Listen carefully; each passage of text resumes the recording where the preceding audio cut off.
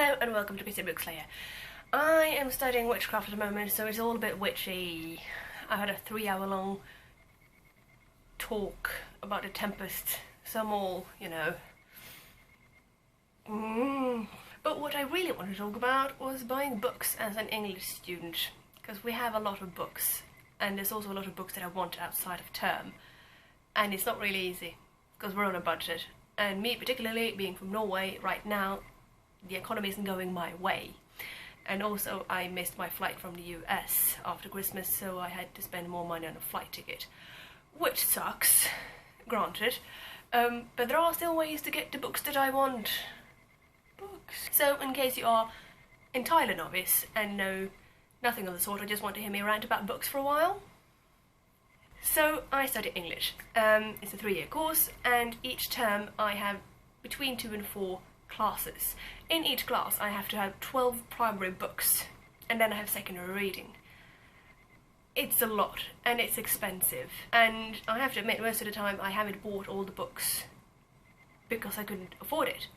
And also sometimes I've been so lucky that I've had them, though it's been the wrong editions, and sometimes books have important editions because of the introduction or the appendix, but then I would just borrow it from a friend of mine and read that, and then if I wrote essays I would borrow some more, which is annoying. I know, but sometimes you just have to be annoying. The library has been my best friend these past few years, because I can borrow books and read them and enjoy them, and it's usually the right edition, because the university often lets you buy the books that the library already has. If not, they'll force the library to buy them in for you.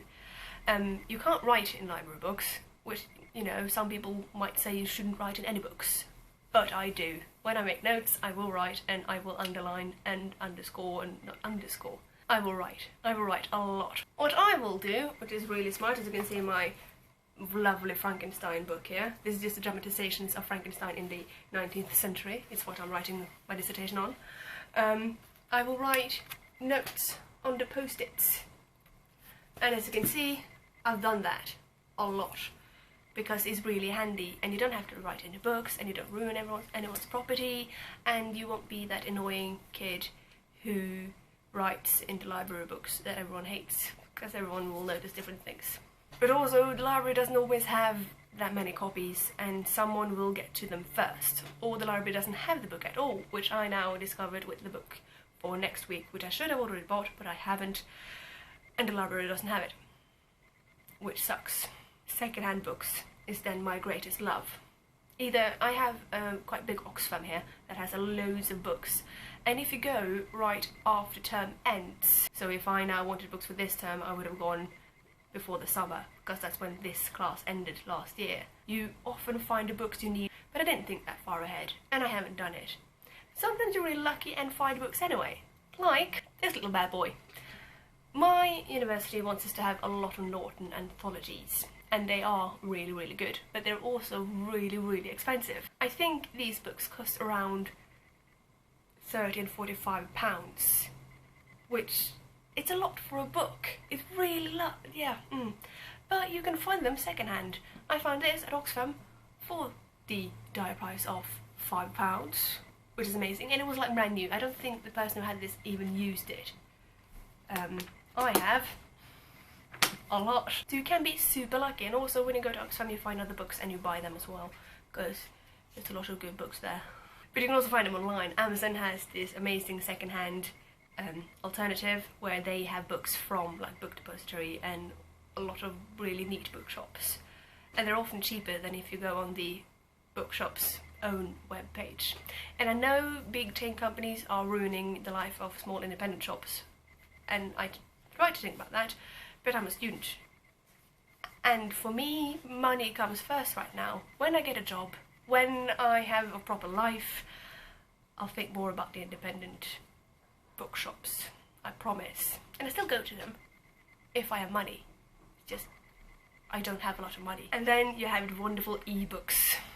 Kindle, I love my Kindle, and people in my class tend to diss me for it, because it's a Kindle, it's not real, you can't smell the paper. Oh well, I don't care, it's cheaper, and I don't have to drag all the books back home to Norway again, because right now the bookshelf is stuffed I don't even know how to get these books home. And to be fair, the books that I buy on Kindle isn't the books that I would necessarily like to own for myself. Unless I'm writing an essay on them, ebooks are amazing. And it's a bit annoying in classes when you have to find pages, but it works out. You learn the tricks of the trade. And on sites like Project Gutenberg, you will find free ebooks. Those are the books that are in the public domain, so the intellectual property of the books have expired. Which is really neat, because they're free. And it's amazing. I love a good ebook, and it's so handy, and it's easy. Of course, I buy a lot of books anyway, so I don't feel bad about the ebooks. I just like them. For me, it's easier. But of course, I like a good book. I think books are really pretty, and you can't replace that with an ebook. And you can't replace sitting in front of the fireplace with an old goodie and just read it, and then because I'm me, I will spill hot chocolate all over it. Also, you should check out your reading list prior to the course begins and see if there's any books that seem to be more important than the others, and make sure you have that and you are ready to really study it. Talk to the people who were in the year before you. Maybe they have books to sell you, maybe they have some really good advice on what you should study and what you might ignore. But it's really important not to be the really annoying kid that never brings a book, because that's just rude and is not very nice, and the teacher will notice, at least here, because we have really small classes. And I don't know why, but I like to sit in the front so the teacher always notices when I've forgotten my book. Always make it sound like it's a lot. It's not really a lot, it's just sometimes. And I do sometimes forget it at home, but it's really annoying because I paid a lot of money for that book. Anyway, if you are a student, I'm guessing most students have really expensive books and a lot of books they have to buy. I'm just talking about English students because that's what I am, and I can't really imagine being a physics student. Do you have any advice for me, even though I'm nearly done now? But it would be nice to hear what you do to save money when you're buying books. And I know most of you have all these in your head already, but maybe you have something more to teach me. Who knows? My trusty booktube, I leave it to you. Please remember to like the video, subscribe and share and all that jazz, and I'll see you soon. Bye.